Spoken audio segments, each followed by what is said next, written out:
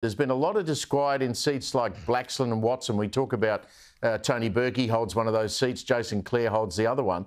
And they're arguing there's a lack of action by Labor when it comes to Gaza. Caroline, you must almost fall off your chair when you read that. I mean, goodness gracious me. I mean, a lack of government concern about Gaza. Give me a break. Well, I think for some of these people, I think anything short of just calling the conflict a genocide, which is clearly absurd, or just buying into that sort of extreme language, pro-Hamas language, is falling short in their books. But it's really concerning that this is happening because the government has, and the Prime Minister in particular, has been so weak on calling out anti-Semitism.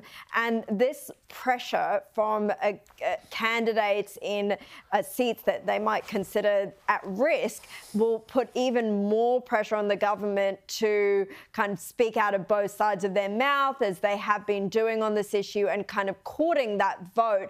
I mean, the ministers that you mentioned, in particular, Jason Clare and Tony Burke, have been particularly woeful when it comes to the language that they've used around this conflict and the response at home. Mr. Clare, the Education Minister, was so slow to call out those pro-Palestinian encampments that are happening on university campuses, and at one point even tried to pretend that from the river to the sea didn't mean exactly what we all know it to mean, which is genocide. That's genocide.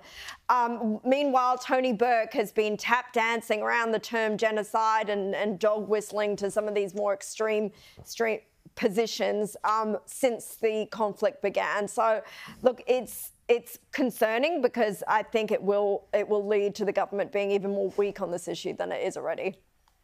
James, James, the government is just absolutely terrified that they're going to lose votes to the Greens. And so this is why you never get a really solid Labor senior frontbencher who says, no, I'm not going to stand for this. These protests have got to be stopped. And this stuff about river to the sea has got to end. You don't hear it because they're worried about losing votes to the Greens.